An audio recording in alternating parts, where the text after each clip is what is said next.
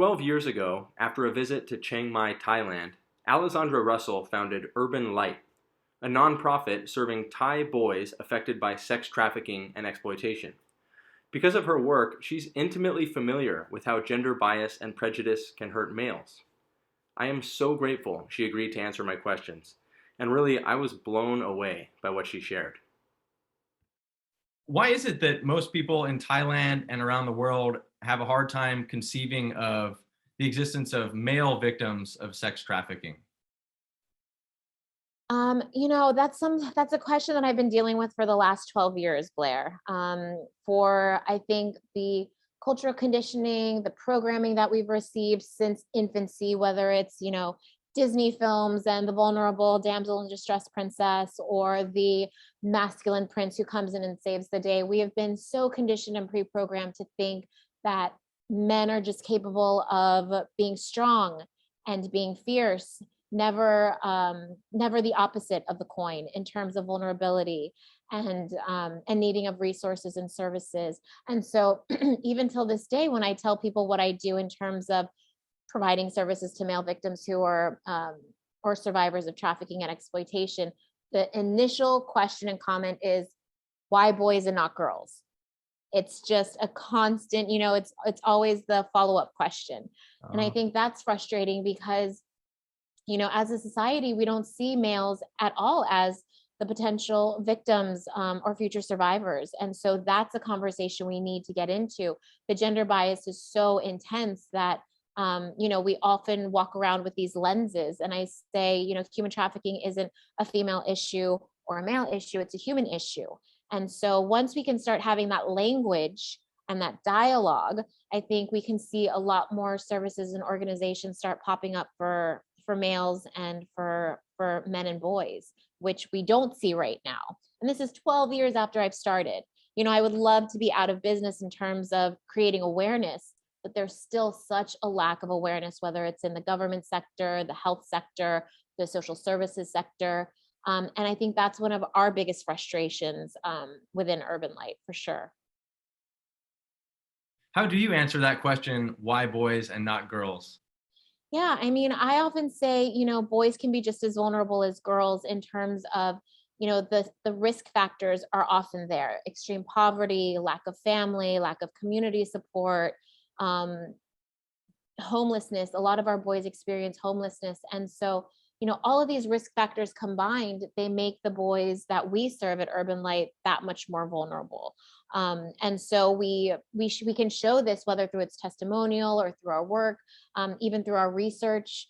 2 years ago, we collided and collaborated with ECPAT International. I don't know if you're familiar with them, but they are based out of Thailand and their Thai office. And they worked with us to do a study solely based on boys and males who are victims of exploitation within Thailand.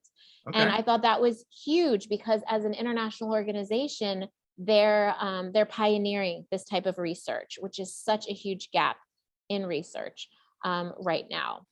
Are there any typical comments or questions that you receive from people when they first become aware that there's a sizable population of boys who are sex trafficked? Yeah, I think I think there's this misconception that, there's this stigma tied to boys and males. I often say I'm the Debbie Downer of every cocktail party because, nobody wants to hear about vulnerable teenage boys who are experiencing homelessness, teenage boys who are experiencing sexual abuse, violence, exploitation. And again, people are so much more confident or comfortable listening to the plight of girls. And so I think it's whether I often associate it because we have this kind of mindset where it's this vulnerable girl and everyone wants to be a savior in some form or another. And so we can go in and look and say, oh, well, it's easy to rehabilitate, provide services.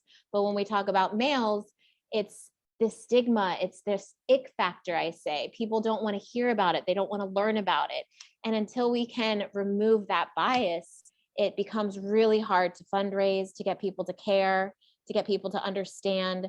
And so what's hard for advocates like myself is we're constantly getting this pushback of, well, boys, should just pull themselves up by their bootstraps. They should just be stronger. They are capable? Why don't they just push off the perpetrator? Why don't they just defend themselves?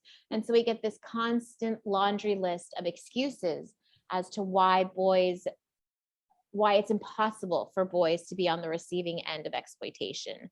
And even through our research, we've seen that boys can sometimes be even more susceptible to abuse because they're so invisible, because they're so marginalized, and because they're so absent in the conversation. And so that's one thing that we've also been really steadily trying to push in our advocacy work and our social media content, to make the point that boys matter too. Wow, what a fantastic answer to that question. That's so powerful. Thank you. I could see how it would be psychologically discomforting to people when they have that paradigm of males as protector and responsible for protecting others, and then females as not responsible for protecting others, but responsible for being protected. And then it's that, yeah, it's just that like, that's psychologically uncomfortable to think about. I don't really want to go there. Yeah, it's really interesting. We have this kind of collective block, is what I think of it as, that we just don't want to talk about that. And when we have that collective block, it prevents boys and men from disclosing, from sharing, from feeling like they have a safe place to really share what's happened to them. I can't tell you how many men have come to me and have been so open about the abuse they've experienced, or the exploitation they've experienced, or at the hands of family members, or even online perpetrators. And and I just want them to know that there's no judgment, either from myself or from Urban Light, that it's a safe place. But even with that disclaimer, it's so hard for our boys to open up, and for these men to feel like it's okay and that there's going to be no judgment. And I can see why. I mean, recently I was in, I guess, pre-COVID, I was in India, where I received the Mother Teresa Award. And it was myself and a handful of other incredible advocates, mostly from India, mostly working in the anti-trafficking space. And I had this kind of heartbreaking moment where I was speaking to another organization founder, and I had just stood up to give my speech and to share with a bunch of students about the issue that Urban Light was facing, the exploitation of boys. And this founder came up to me and she said, I just disagree with you. And I said, well, okay, well, let's have a conversation. What do you disagree with me on? And she said, well, we work in brothels in India, and we work rescuing girls, and every girl that's exploited is exploited by a man. So the man is constantly the perpetrator, the pimp, the buyer. There's no way that they can be the ones that are actually the victims. And this was coming from someone who was a peer of mine, someone who was working in the same anti-trafficking space. And to hear her so adamantly say that, that abused boys are going to become the abusers, an idea that is just not true.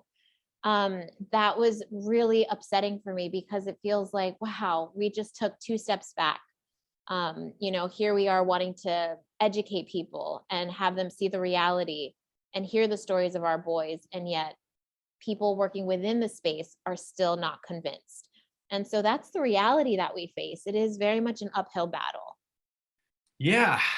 Gender and sex, I mean, typically, by and large, is very binary. And so you see males and you see females, and it's easy to put us into boxes. And so someone who's doing work in this space, like the woman from India that you talked about, over the years, I would imagine you just set up this idea of males as like this and females as like that. And it's so hard to overcome that. And so the prejudice can get pretty ingrained, and it takes a special kind of open-mindedness, and like constantly reminding yourself to be empathetic towards other groups that don't fit the characteristics of the group that you're used to empathizing with, in order to be someone who can work for 20 years focused on rescuing girls, and then still pat you on the back, Alezandra, and say your work is so valuable. Exactly, Blair. And that's why, when I was reading your article on gender-based violence, I feel, I can absolutely relate with what you're saying, because I feel like through that definition, through that terminology, we're just excluding and pointing fingers at, at the issue of abuse, or sexual abuse, or exploitation, or domestic violence. Again, it's as though the woman is always going to be the victim and the male is always going to be the perpetrator. And I think, as you and I know, that's not necessarily the case. That's very much not the case. And if we continue to use that type of language, we're only limiting ourselves. And I think we see now, especially in the culture and in the climate we're living in right now, language is so key. I think it's just really important that we get the language right. And I think that was a big part of why I had to flee Thailand, is because of language. So for example, I was using the United Nations definition of trafficking and exploitation, whereas Thailand had created their own internal country definition of trafficking and exploitation. And within the Thai version, street living youth, street living boys were not included. So they were excluded from the numbers. And so when I came out with my numbers, it was such a discrepancy, because a lot of our boys experiencing trafficking and exploitation are street living. They come down from the jungles and mountains of northern Thailand, close to Burma, and they find themselves in this concrete jungle. So that was my first kind of severe experience with the importance of how we speak and how we're defining things, because a simple definition used by two people in different ways can have detrimental impacts. And so I really got a lot from your article, and it gave me a lot to think about. And I really just appreciate the language you used, and how just it was really, really well written. So thank you for that. Thank you so much.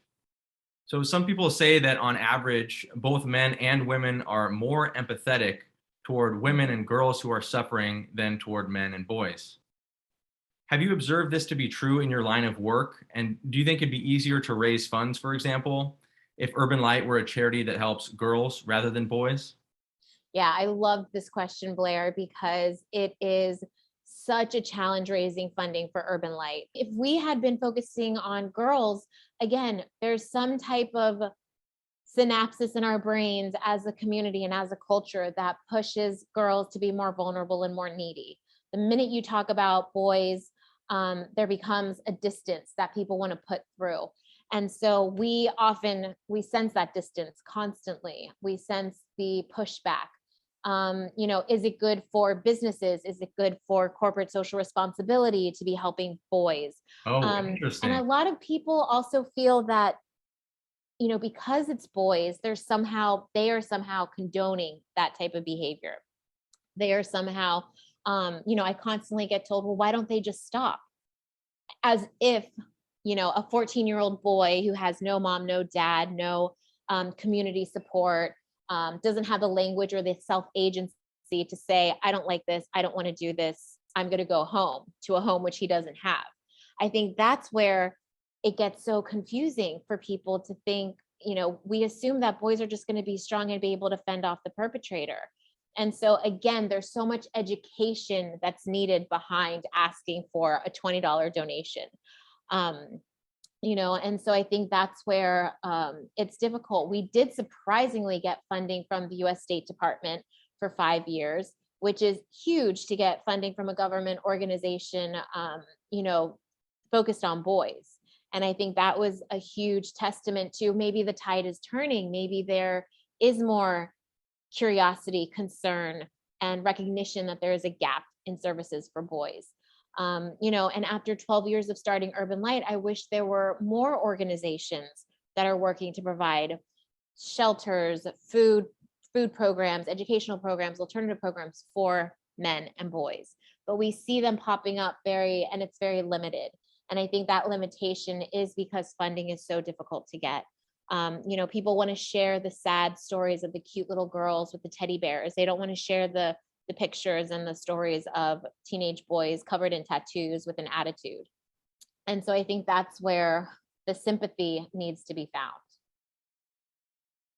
I would imagine there are so many large funding agencies, whether in philanthropy or governments or the United Nations, where helping male victims of sex trafficking just don't fit into the criteria of what they are even willing to fund or could conceive of funding.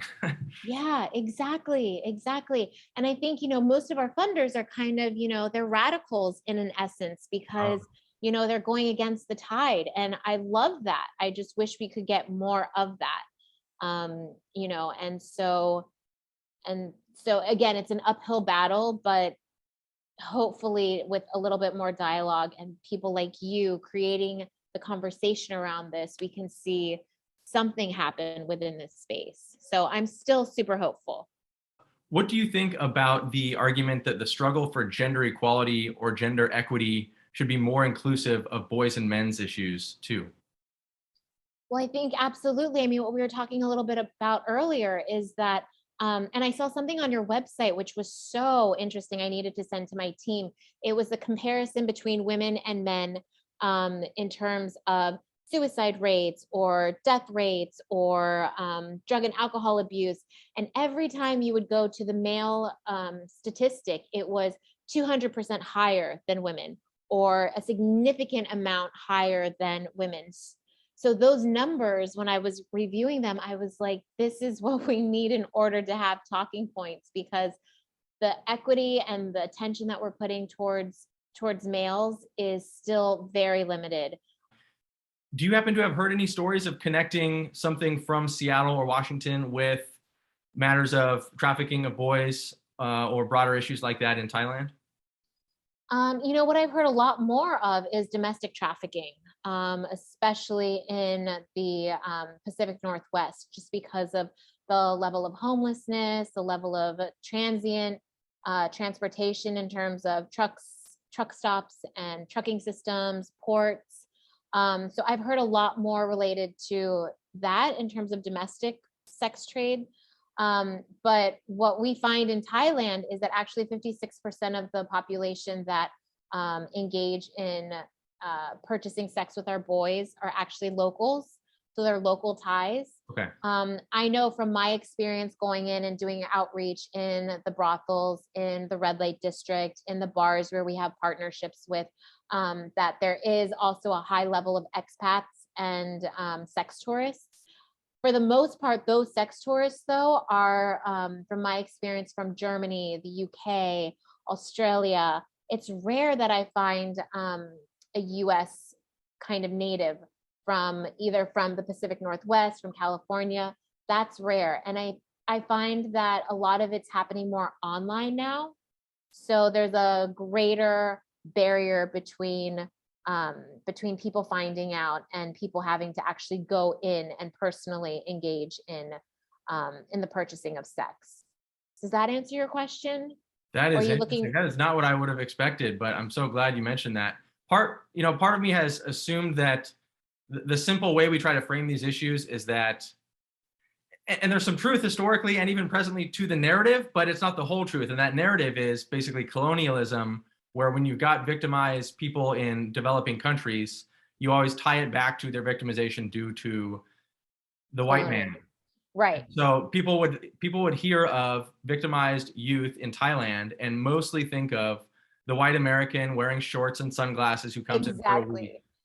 Exactly. And that's what I thought, Blair. I mean, I really went to Thailand with that lens. And that's what I initially saw. I initially saw the sex tourist, the unremarkable kind of nerdy guy that would walk into the bars and be there. But I think once you look at the numbers and you start realizing, wow, this is not an issue just entirely based on sex tourism in terms of the white man. It's very much a local issue and part of the local culture. It's hard to get a lot of attention here in Washington, at least, on gender equality issues where it's the male side of the coin. Definitely. But I have a couple experiences that made me care about this issue passionately. And so I just kind of plug away. I've got my full-time job as a transportation professional working for a city government. And then in my free time, I do this advocacy blogging and grassroots lobbying. And That is so amazing, Blair. I checked out your website and I just kind of fell into this rabbit hole of articles. It was so interesting, so fascinating. I felt like, you were speaking to my heart, and it was just really good to align with someone that, that could share that type of perspective.